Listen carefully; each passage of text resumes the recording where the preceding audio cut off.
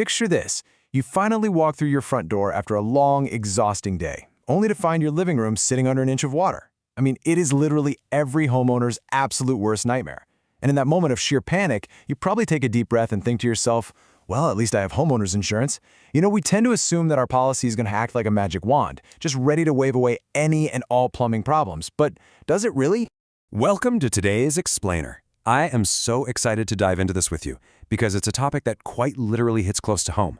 Today we're focusing on the nuanced, and honestly sometimes really surprising, truth about plumbing disasters and homeowners insurance, specifically in the state of Illinois.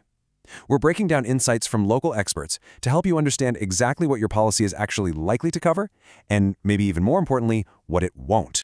To make this all super easy to digest, here is our roadmap for today's Explainer. We're going to hit 5 key areas. 1. The big insurance myth. 2. Sudden and accidental damage. 3. The wear and tear trap. 4. Navigating the gray areas. And finally, 5. How to protect yourself. All right, let's jump right into Section 1, the big insurance myth, or expectation versus the nuanced reality. So when disaster strikes, a lot of us naturally assume the insurance company is just going to cut a check to replace whatever broke, right? But here in Illinois, the nuanced reality is that policies are generally designed to pay for the resulting damage. That means your ruined hardwood floors or your waterlogged drywall, but they typically will not pay to fix the underlying plumbing failure itself. So if your water heater springs a massive leak and totally destroys your basement, your policy might cover the cleanup and putting in new flooring, but you are almost certainly buying that brand new water heater out of your own pocket. Let's move on to Section 2, sudden and accidental damage, and exactly when insurance steps in to save the day.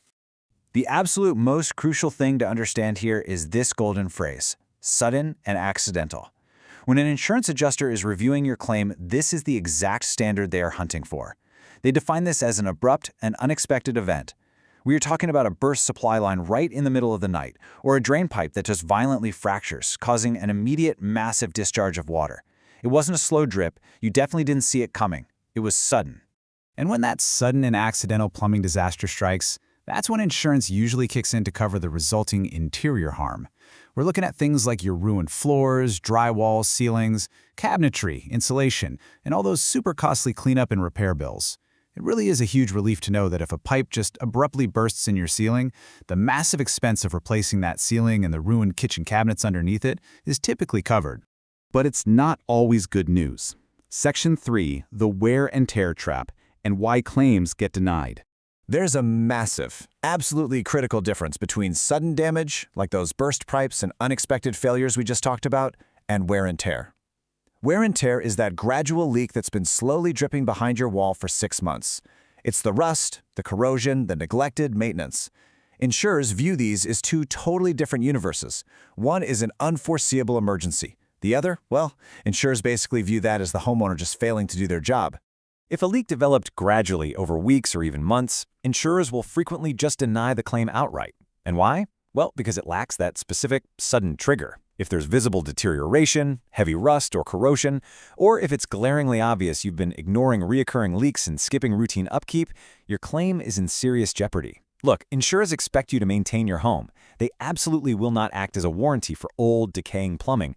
Now for the tricky part. Section 4, navigating the gray areas, looking specifically at slow leaks and mold. So what happens if you have a slow leak that's completely hidden from view inside a wall, and you only discover it after major damage has already happened? In these tricky scenarios, the claim is actually often denied, because even though finally discovering it was a massive surprise to you, the insurance company is going to determine that the root cause was gradual. And when it comes to mold, coverage there is incredibly strict. Mold resulting from a sudden burst pipe is generally covered, assuming the initial water damage was covered. But mold from an ongoing ignored leak? Yeah, you can expect that coverage to be heavily reduced or just entirely denied. Insurers will always trace the damage all the way back to the original source of the water. All right, let's get proactive. Section 5, how to protect yourself with some really actionable steps. Here is your 3-step survival guide if a water disaster ever strikes your home. Step 1. Document everything. I mean it. Before you start cleaning up, take tons of photos and videos of the damaged areas, and absolutely keep any inspection reports from your plumber. Step 2. Mitigate. If it is safe to do so, you have to stop the water to prevent further loss. You cannot just stand there and let your house flood while you wait on hold with your insurance agent. And step 3. Check your policy. Go review your declarations and endorsements so you know exactly what rules you're actually playing by. Listen to this insight. An insurer will often review the cause, meaning burst versus gradual failure, more than the description of the symptoms. This really highlights why your documentation is just so vital.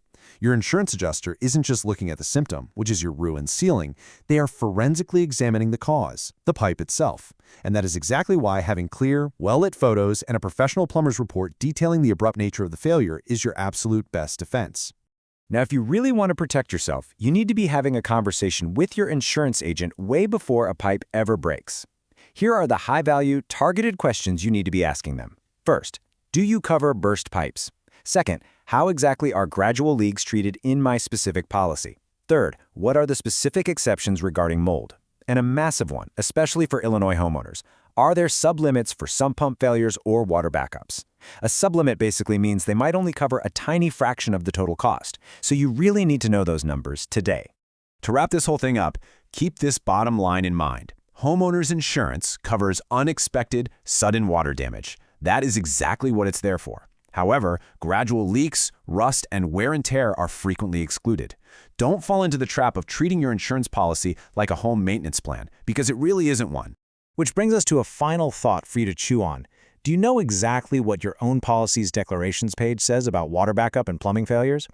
If you're hesitating right now or you're just not sure, I highly encourage you to go dig up your policy documents and review them today. Empower yourself with this knowledge before the water ever starts rising. Thank you so much for hanging out with me for this explainer. I really hope it brought some serious clarity to what is a pretty complex topic. Stay dry, stay informed, and I'll see you next time.